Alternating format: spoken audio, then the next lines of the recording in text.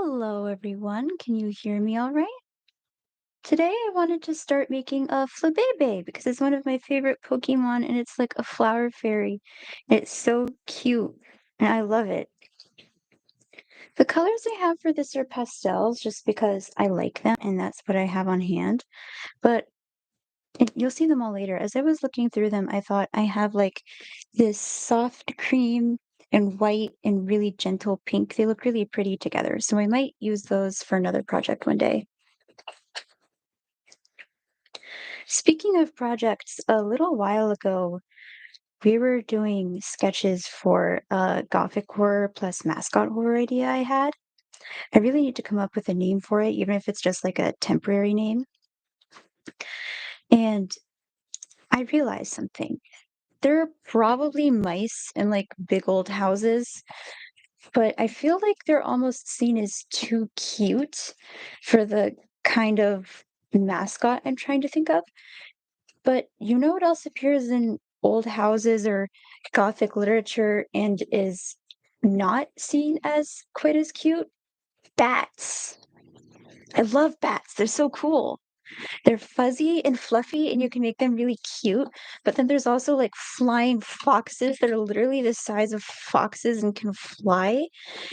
Some of them drink blood, obviously. So I might do that.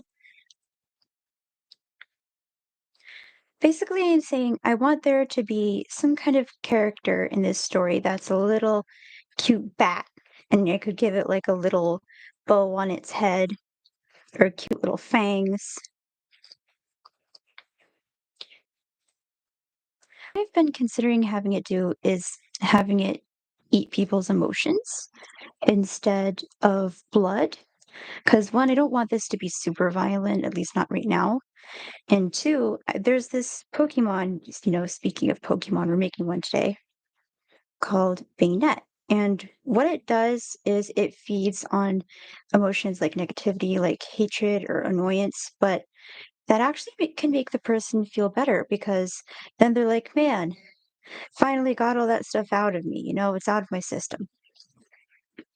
So it's kind of like a win win. I think a lot of times creatures that feed on emotion are seen as like evil if it's a negative emotion. And I could use that in a negative way too. But I also like how here it's a positive thing. If you didn't see that stream, you might want to catch up on it because you probably won't know what I'm talking about. But basically, the idea I had was there's this old house full of these haunted toys, only they're not haunted necessarily by spirits. They just kind of absorb like the emotions of the people who live there. And in this case, the emotions were pretty negative. There was not some good people living in this house. So a lot of the toys are kind of mean. And I thought, giving this little plush or like figurine bat, I don't think this would be a real bat. I think it would be like a cute toy bat, which is why it looks so adorable. Giving it the ability to munch, munch, munch on emotions instead of blood, that would fit in with that really well. It might not turn out exactly like that in the final product. This is like early days, but it's fun to think about. And I think adding bats, that fits really well with the aesthetic I'm going for.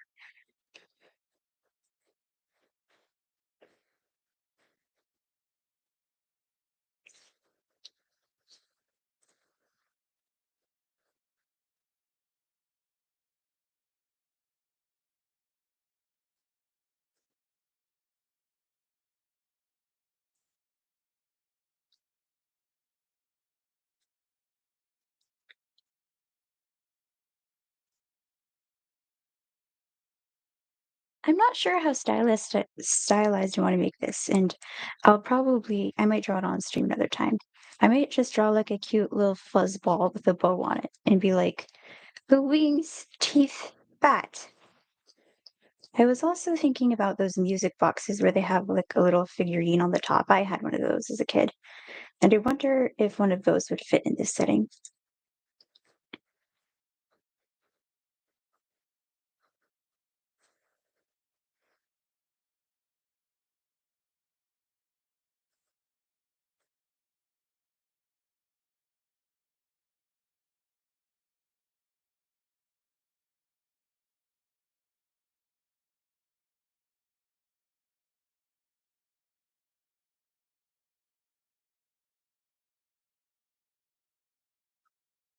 I don't have a ton of time today, so this might just be a quick stream, but I'll probably come back later.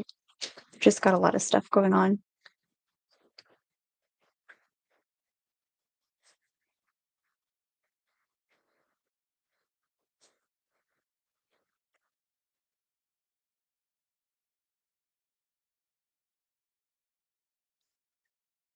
Speaking of this gothic horror idea, so the last time I brought it up, I was saying one of the ways in which we fix like the house and we get the toys to be kinder and we bring like positivity back in is I think you would need help from other people in like the secluded town, probably far away in the mountains or like like in a forest, you know.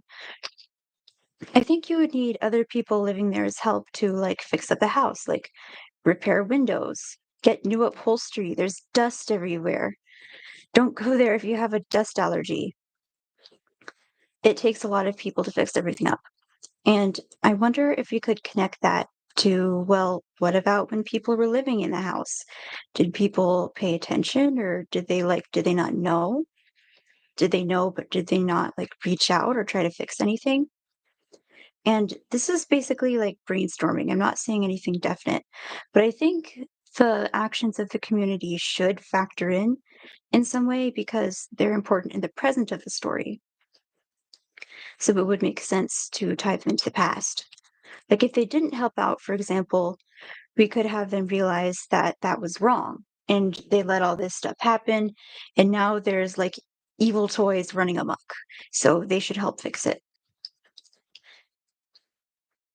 That would help show the reader what the main characters are learning.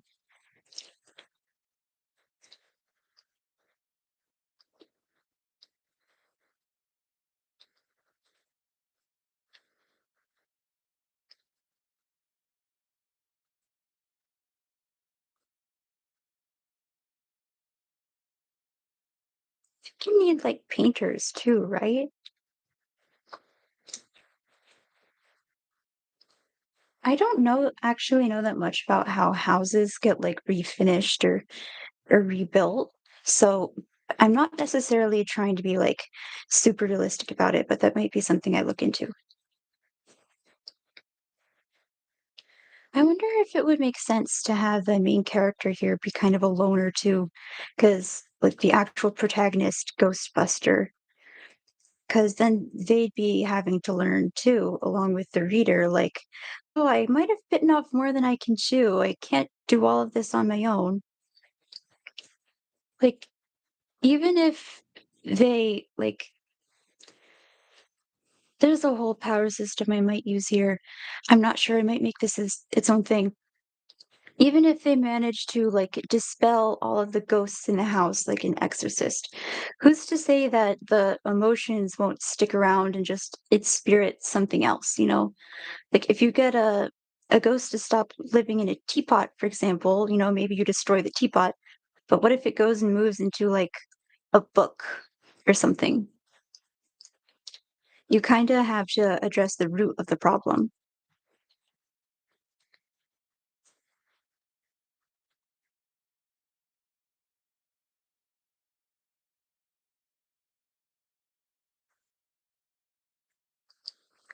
Maybe the main character is strong and they've been able to do a bunch of stuff on their own, but you know, every once in a while you run into something where it's like, huh, I don't completely know what I'm doing here.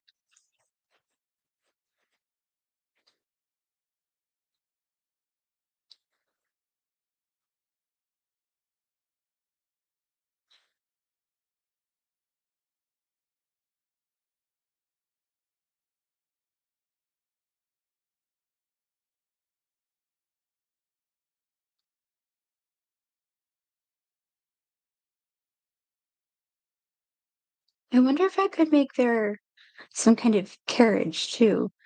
I was reading a different story recently that has a similar concept where here it takes place in almost like a castle, but the main characters in that story, they're brought to it by a very Victorian era, very rooted in this time period carriage. Then they look outside and they're like, hey, wait a minute. The horses are actually zombies. Our driver is also a zombie. We're riding through a cemetery. I think something's wrong. I'm not sure if I would want to do exactly that, but if the emotions have kind of like seeped through the whole house, maybe I could make it like they look out and no one's driving the carriage. Although I don't know how you would not notice that. Or maybe the driver turns out to be like actually dull.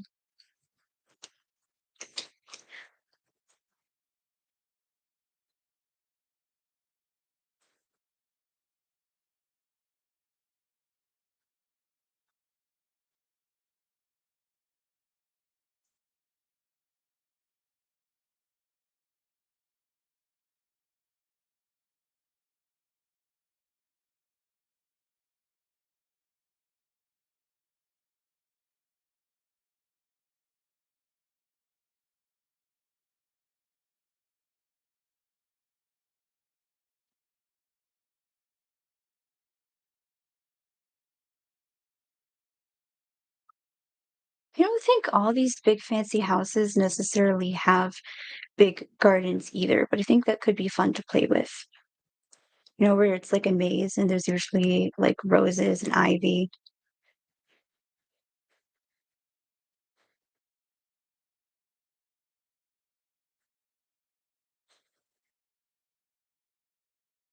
I have a bad habit of like clinging on to my crochet way too tightly and it hurts my hands. That's why I wear these.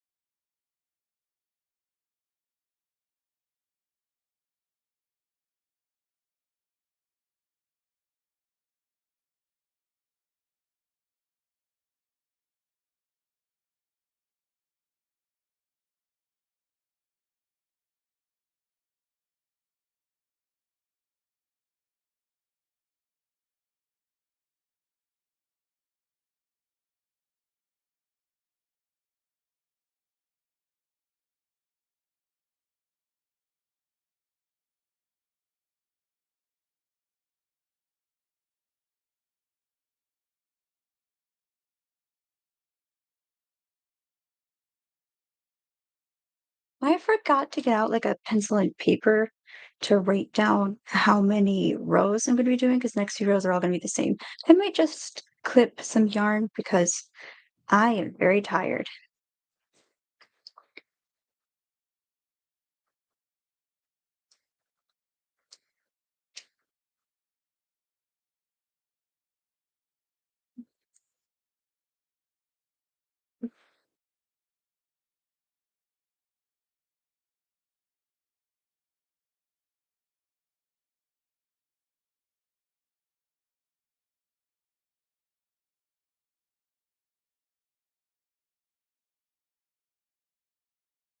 I hadn't considered this before, but I wonder if why the community around this haunted house is only just now calling for help is maybe it's kind of like expanding.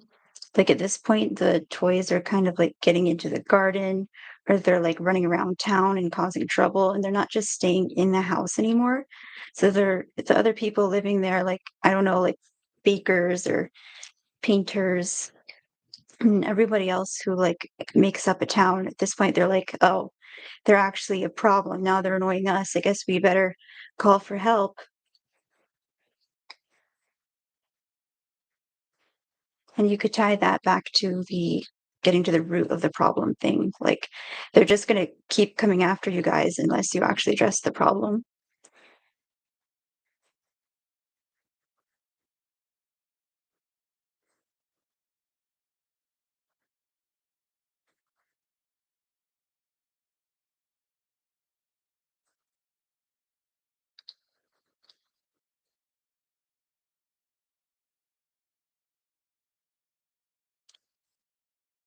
There are stories about, like, fairies going into someone's house and causing little problems.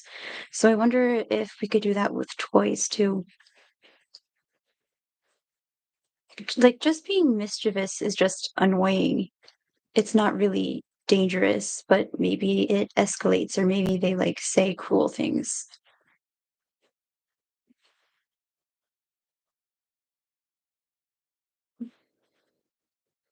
Or maybe they steal things.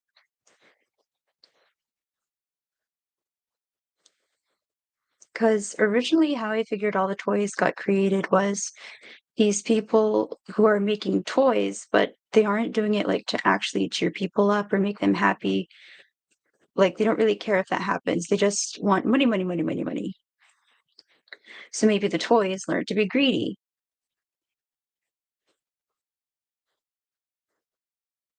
So if they, like, steal stuff or hoard stuff, like, what did you expect would happen?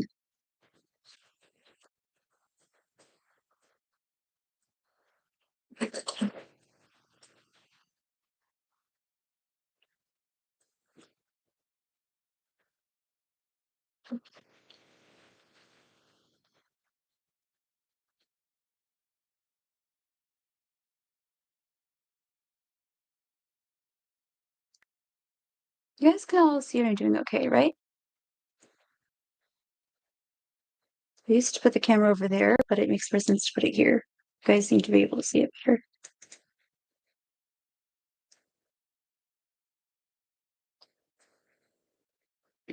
You could probably start out the story with just little annoying things so that the reader and the main character could get used to how the power system works. Like, there's this doll that was inspired by, like,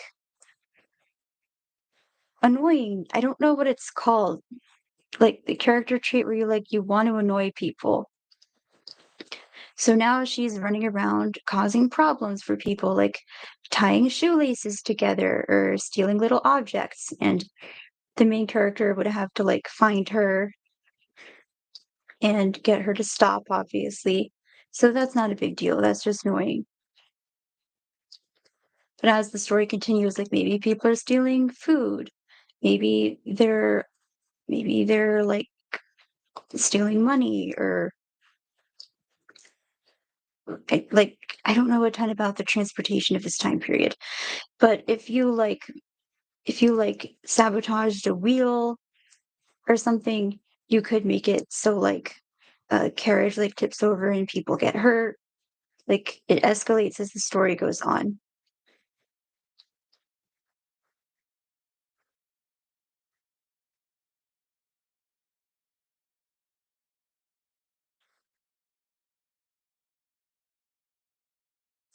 Even within the house, maybe the haunting stuff is at first just, like, lifting things up and moving them around, like when you see a teacup levitating or whatever. But as you continue, what if you lift up, like, a chandelier and then, like, drop it on someone? Or what about sharp things like knives? Those can be dangerous. Those you gotta get under control.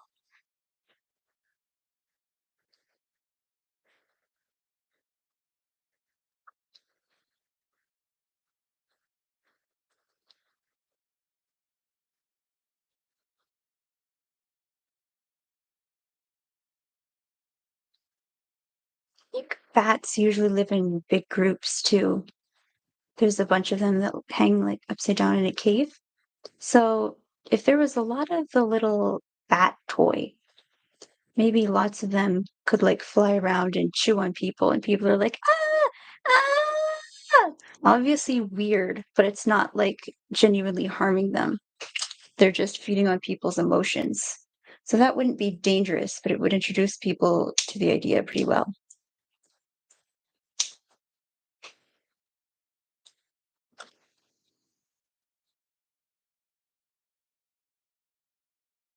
In real life, rats can carry bats, but maybe rats too, can carry rabies. So obviously, I would see why people are scared. But in this case, it's less dangerous than that.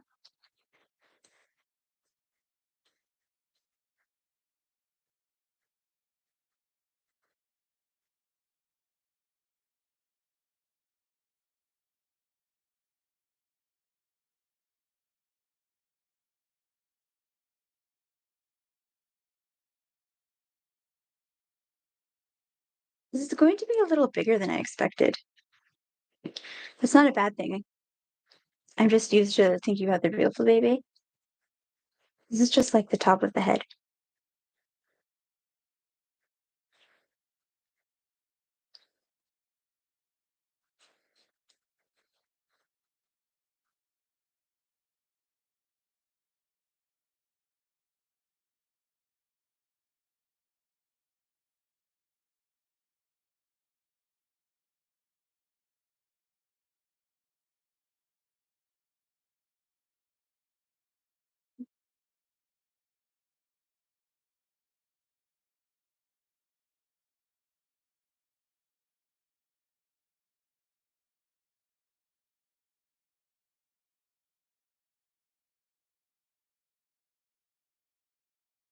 I wonder if I could work cats into this somehow.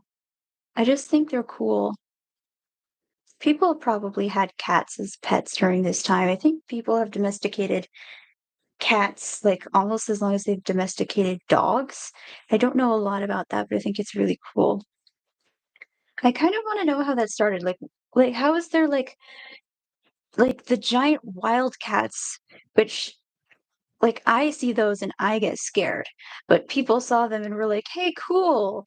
They eat rats. That works for us. I'm not scared anymore." Like you they're even bigger than domestic cats. And they're like walking around within the community in people's homes and you're just like, "Yeah, cool." I could never.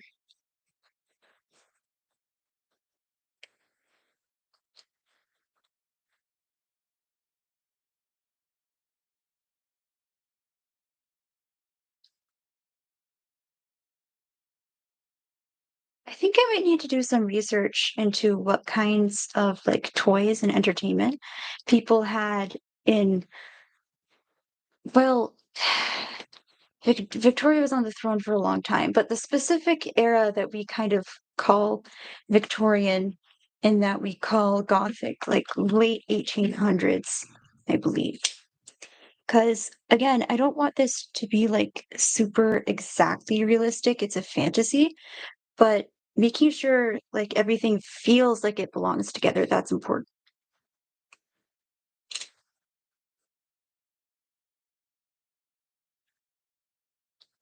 Kind of like if you were writing something set in the 80s, I wouldn't expect you to get like every single trademark right, you know.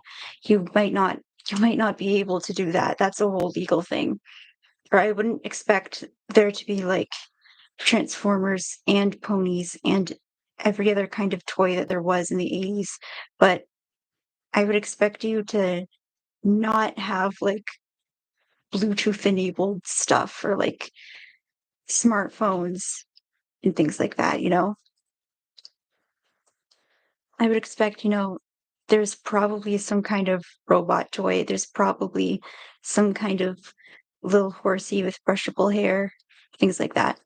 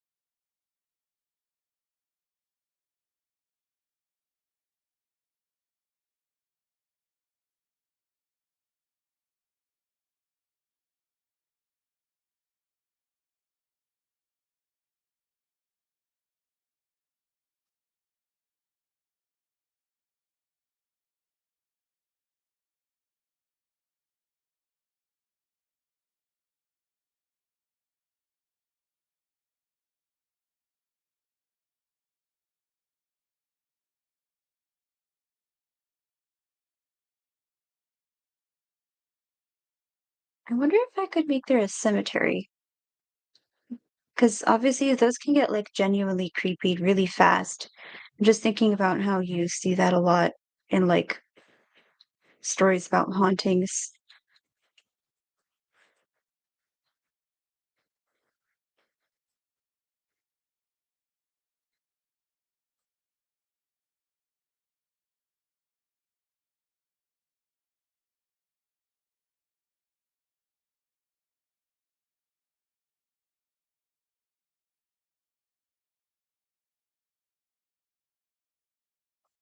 I think I'm gonna have to be done for now, just because there's some other people coming over and that's gonna be a lot of background noise, but we can pick up again later. So we'll see you in the next one.